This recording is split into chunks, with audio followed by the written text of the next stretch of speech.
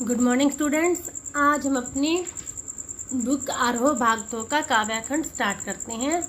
इसकी first poem है आत्म परिचय, हरिवंश राय बच्चन जी के द्वारा लिखी गई है। और एक गीत है दिन जल्दी जल्दी ढलता है, जो कि हरिवंश राय जी बच्चन के द्वारा ही लिखा गया है।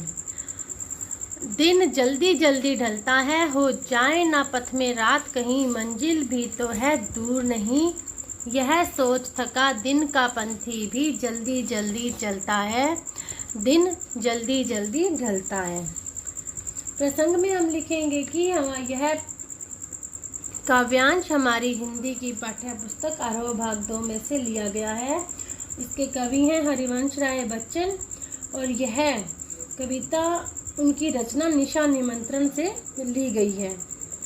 इसमें उन्होंने प्रकृति की परिवर्तनशीलता का वर्णन किया है और उसका वर्णन करते हुए मनुष्य के मनोभावों का भी वर्णन किया है। कवि कहते हैं दिन जल्दी जल्दी ढलता है, मतलब समय बहुत ज़्यादा परिवर्तनशील है। हो जाए ना पथ में रात, कहीं मंजिल भी तो है दूर नहीं। यह सोच थका दिन का पंथी भी जल्दी जल्दी चलता है, दिन जल्दी जल्दी ढलता है। इसमें कवि कह रहे हैं कि समय परिवर्तनशील है और यह निरंतर ही चलता रहता है।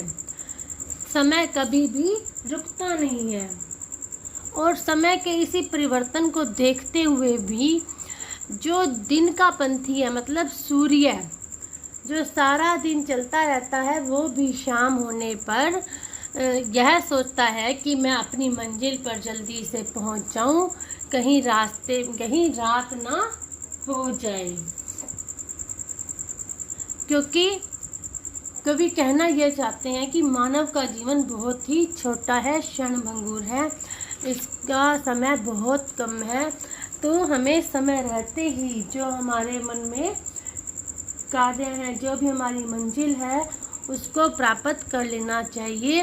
कहीं ऐसा ना हो कि हमारी मंजिल प्राप्त होने से पहले ही रात हो जाए, मतलब कहीं मृत्यु ना हो जाए। तभी वो कहते हैं कि समय नहीं है, सभी कार्य जल्दी जल्दी करें, कहीं दिन ना ढल जाए। बच्चे प्रत्याशा में होंगे, नीड़ों से झांक रहे होंगे, यह ध्यान परों में चिड़िया के भरता, कितनी चंचलता है, दिन जल्दी जल्दी ढलता है। इसके बाद वो एग्जाम्पल देते हुए कहते हैं चिड़िया का कि चिड़िया जब शाम के समय अपने घोंसले की तरफ आ रही होती है तो उसके दिमाग वो सोचती है कि उसके बच्चे मतलब चूजे उसके लिए रास्ता देख रहे होंगे और वो जाएगी तो उनको खाना खिलाएगी। यही सोचकर बच्चे अपनी माँ चिड़िया की वेट कर रहे होंगे, इंतज़ार कर रहे होंगे। ऐसी भावना के आते ही जो चिड़िया के पंख हैं वो उनमें और भी ज़्यादा चंचलता आ जाती है और वो बहुत ज़्यादा जल्दी से उड़ना स्टार्ट कर देती है और अपने घोंसले में पहुंचना चाहती है। दिन जल्दी जल्दी ढलता है। तो इस प्रकार इस पद्यांश में कवि ने चिड़िया के माध्यम से समय के परिवर्तनशीलता का वर्णन किया है।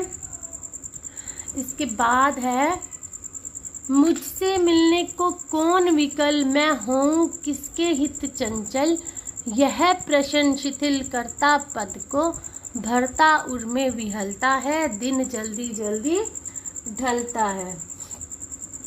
अब इसमें कवि ये कह रहे हैं कि यदि हमें ऐसा लगे कि हमारे लिए कोई इंतज़ार कर रहा होता है तो हम वो काम जल्दी से ख़त्म करके अपने घर या अपनी मंजिल तक पहुंचते हैं।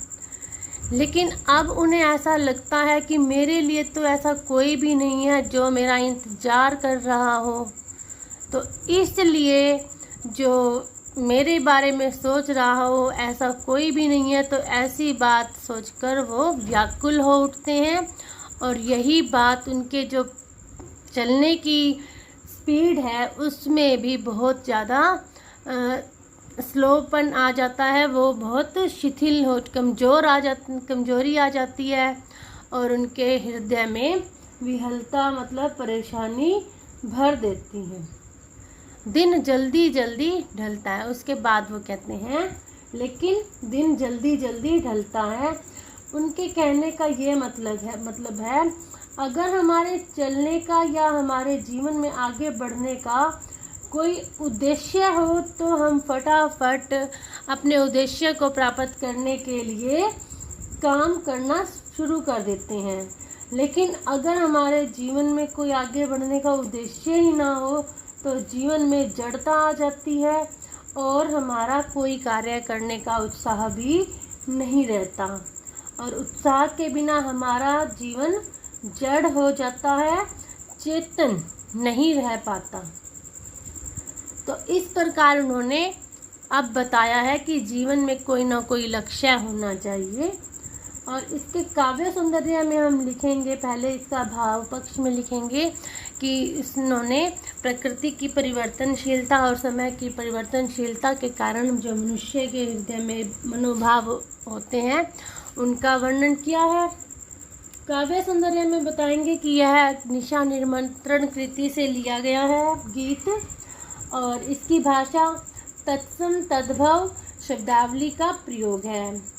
कविता में गेयता है मतलब यह गाई जा सकती है, जैसे कि गीत ही है तो यह गाई जा सकती है।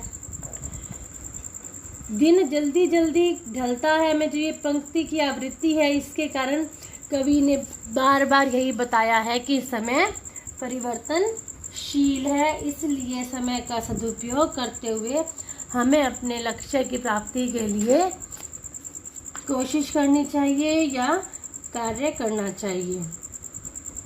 और इसी पंक्ति की आवृत्ति के कारण ही इसमें गेयता आई है।